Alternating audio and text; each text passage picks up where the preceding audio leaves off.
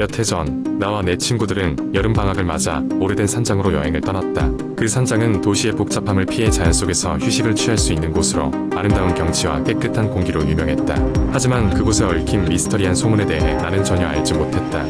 고속도로를 벗어나 구불구불한 산길을 오르기 시작하면서 내비게이션에도 나오지 않는 좁은 오솔길을 따라가야 했다. 길은 좁고 험난했으며 양 옆으로는 울창한 숲이 우뚝 서 있었다.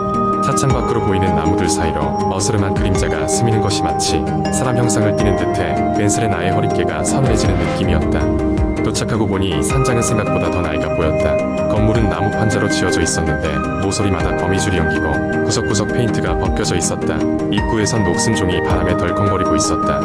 첫날 밤 우린 간단히 저녁을 해 먹고 잔디밭에 누워 별을 보았다. 자연의 정취에 취해 걱정 없던 우리는 둘러앉아 이런저런 웃긴 얘기와 도시에서는 미처 하지 못한 속 깊은 이야기들로 밤을 지새다. 그러던 중 갑자기 친구 중 하나가 산장에 얽힌 옛날 이야기를 꺼냈다. 그곳은 몇십 년 전 한 가족이 살던 집이었는데 어느 날 그 가족이 돌연히 실종되었고 이후로 누구도 그들의 행방을 아는 사람이 없다는 것이다. 그 이야기 속에서 특히 무서웠던 건 산장 주변에서는 종종 정체불명의 발자국 소리가 들린다는 점이었다. 마치 어린아이가 뛰노는 것 같은 발소리라고 했다. 모두가 그의 이야기를 두려움과 불신이 섞인 눈초리로 들은 후 하나 둘씩 산장으로 돌아가 잠자리에 들었다. 하지만 난 이상하니 많지 쉽게 잠에 들지 못했다. 그 이야기에 크게 놀란 것도 아니었는데 계속해서 창문 너머에서 들려오는 바람 소리와 나무가지의 그림자가 신경 쓰였다. 얼마 못 가 내게 가장 친한 친구 민호가 문을 두드렸다. 너도 이상한 소리 들렸어? 그의 낮은 목소리에 얼른 자리에서 일어났다. 우리 둘은 소리의 근원을 찾고자 조용히 밖으로 나갔다. 달빛이 희미하게 위에서 비추면 산장 너머 숲속에서 작은 발소리가 들려왔다. 분명히 소리였다. 민호와 나는 아무도 따라오지 않게 조용히 숲 쪽으로 발걸음을 옮겼다. 우리의 발길 위로 간간히 마른 나뭇가지가 부러지는 소리와 정체 모를 속삭임이 들리는 것 같았다. 숲속을 얼마 걷지 않아 작은 공터가 나타났고 그 중심에는 크게 반쯤 묻힌 인형 하나가 있었다. 너무 기이한 상황이었다. 낡고 더럽혀진 인형의 한쪽 눈은 빠져나갔고 바람을 타고 인형의 맞은편에서 살랑이는 소리가 났다. 갑자기 민호가 아픈 듯 몸을 움츠렸고 나는 그의 반응에 놀라 주변을 살피기 시작했다. 다시 산장으로 돌아가자고 제안했지만 민호는 한동안 말을 잇지 못하다가 겨우 고개를 끄덕였다. 급히 돌아서기 전 마지막으로 인형 쪽을 바라본 순간 등에 소름이 돋았다. 인형을 에워싼 공터 주변으로 어린 아이들의 작은 발자국이 새겨져 있었던 것이다. 발자국의 방향은 전부 산장을 향하고 있었다. 서둘러 돌아왔을 땐 이미 다른 친구들은 깊이 잠들어 있었다. 하지만 그날 밤 우리는 결국 아무 일 없이 지나가야 했다. 다음날 아침 밤새 자리를 뜬 적이 없던 다른 친구들에게 민호와 나는 지난밤의 일을 얘기했다. 그들 대부분은 믿기 어렵다는 듯 웃어넘겼지만 나와 민호는 결코 장난치지 않았다. 산장에 머무는 동안 우리는 매일 밤 이상한 소리에 시달렸다. 발자국 소리, 낡은 현관문이 삐걱이는 소리, 그리고 가끔 바람에 섞여 들려오는 익숙치 않은 목소리. 그럴 때마다 우린 창가로 다가가 밖을 내다봤다. 그리고 언제나 그 앞엔 아무것도 없었다. 마지막 날 밤 모두가 그 기분 나쁜 현상을 직접 체험하고 싶어져서 우린 전원이 깨어 있었다. 그러나 그날은 모두가 기대했던 일들이 벌어지지 않았다. 소리도 현상도 없었다. 조금 실망스러운 마음으로 다음날 아침 조용히 짐을 싸고 산장을 떠났다. 돌아오는 길에 마지막으로 뒤돌아봤을 때 난 낡은 창문에 순간적으로 무언가가 서 있는 것을 본 것 같았다. 그저 빛의 장난이었길 바랄 뿐이다. 그날 이후로도 민호와 나는 종종 그 이야기를 꺼내곤 한다. 이제는 웃어넘기지만 그때 그 순간엔 결코 웃을 수가 없었다. 그 산장은 여전히 거기 있을 것이다. 언제까지나 변함없이 서늘한 바람을 맞으며. 두 번째 이야기, 몇 년 전 서울 외곽에 위치한 작은 마을에서 있었던 일입니다. 이 마을은 평소에도 인적이 드문 곳이었지만 특히 해가 지면 더욱 음산한 분위기가 감돌았습니다. 그곳에 사는 주민들조차도 밤이 되면 잘 나서지 않는 곳이었죠. 어느 여름밤 친구 셋이 이 마을로 여행을 갔습니다. 도시에만 있다가 조용한 풍경을 즐기고 싶다는 마음에서였습니다. 그들은 인터넷에서 이 마을에 대해 조금 찾아봤지만 무서운 소문들이 떠돌고 있다는 것은 알지 못했습니다. 사실 이 마을에는 이유를 알 수 없는 연쇄 실종 사건이 몇 년째 지속되고 있다는 소문이 있었던 것입니다. 친구들은 늦은 오후에 도착해 마을의 작은 여관에 짐을 풀었습니다. 주인은 친절했지만 뭔가 모르게 눈빛에는 슬픔이 가득 차 있었습니다. 그녀는 조용히 친구들에게 밤에 함부로 돌아다니지 말라고 당부했습니다. 여관에 짐을 푼 친구들은 곧 마을을 탐험하기 시작했습니다. 해가 질 무렵이 되자 그들은 마을 경계에 있는 작은 숲에 들어가 보았습니다. 숲 속에는 오래된 폐가가 하나 있었고 이미 어둠에 휩싸인 그곳은 괜스레 등골이 서늘해지는 분위기를 풍겼습니다. 누군가 그 폐가에 들어갔다가 이상한 소리를 들었다는 이야기를 어디선가 들었던 것 같습니다.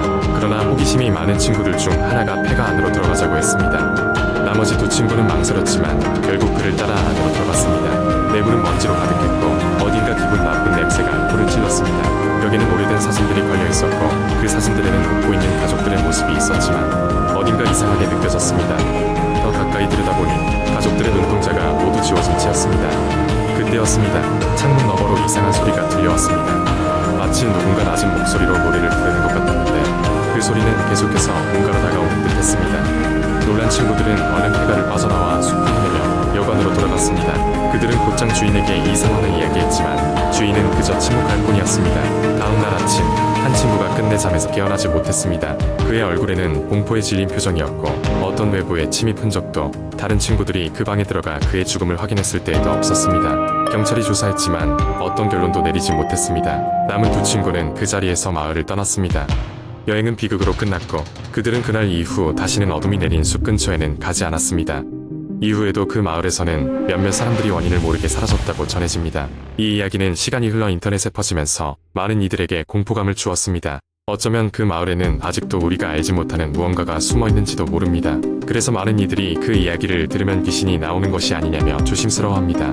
세 번째 이야기 여름방학이 끝나기 전 대학교 친구 6명은 각각의 군 복무와 교환 학생으로 불불이 흩어지기 전에 특별한 여행을 계획했습니다. 그들은 경치로 유명한 강원도의 깊은 산속에 위치한 오래된 산장을 빌리기로 했습니다. 산장은 인터넷을 통해 어렵지 않게 찾을 수 있었고 사진으로 보았을 때 아름다운 자연과 깔끔한 외관이 매우 매력적이었습니다. 도착한 날 날씨는 쾌청했고 청명한 하늘 아래 녹음이 우거진 길을 따라 차로 몇 시간을 달려 산장에 도착했습니다. 도착한 산장은 생각한 것보다 훨씬 한적하고 고요했습니다.